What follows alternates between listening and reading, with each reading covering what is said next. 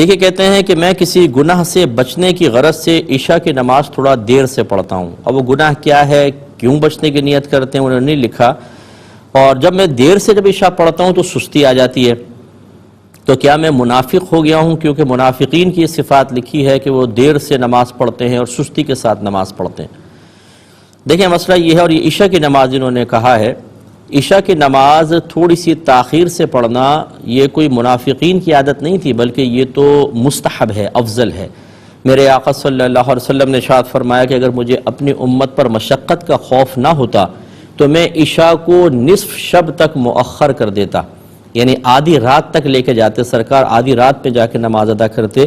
تو عشاء اگر تھوڑی دیر سے پڑھی اور کسی حکمت کے تحت پڑھی، خاص طور پہ جیسے آپ فرما رہے ہیں کہ کسی گناہ سے بچنے کی غرض سے آپ نے پڑھی، تو اس میں کوئی حرج نہیں ہے. اب اگر فطرتاً طبیعتاً تھوڑی بہت سستی بھی آتی ہے، اس سستی کو دور کریں. اور اس کا طریقہ یہ ہے کہ جب آپ نماز ادا کرتے ہیں تو اس کے اخروی انعام کے بارے میں غور کریں.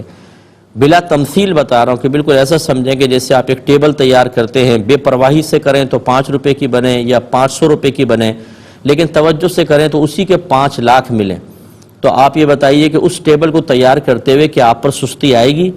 لازم بات ہے کہ نہیں. وہ 5 لاکھ کا تصور آپ کے اندر پھرتی پیدا کرے گا، نشاط پیدا کرے گا، توجہ اور استغراق پیدا کرے گا، اور آپ اس کو بنانے میں کوئی تکلیف محسوس نہیں کریں گے. انعام سستی، تکلیف، پریشانی کو دور کر دیتا ہے. تو پس جو آپ نماز ادا کر رہے ہیں سمجھ لیجئے یہ اخروی چیک ہیں جن کو اللہ کی بارگاہ میں پیش کر کے ہم کیش کروائیں گے اور جنت کے انعامات ملیں گے.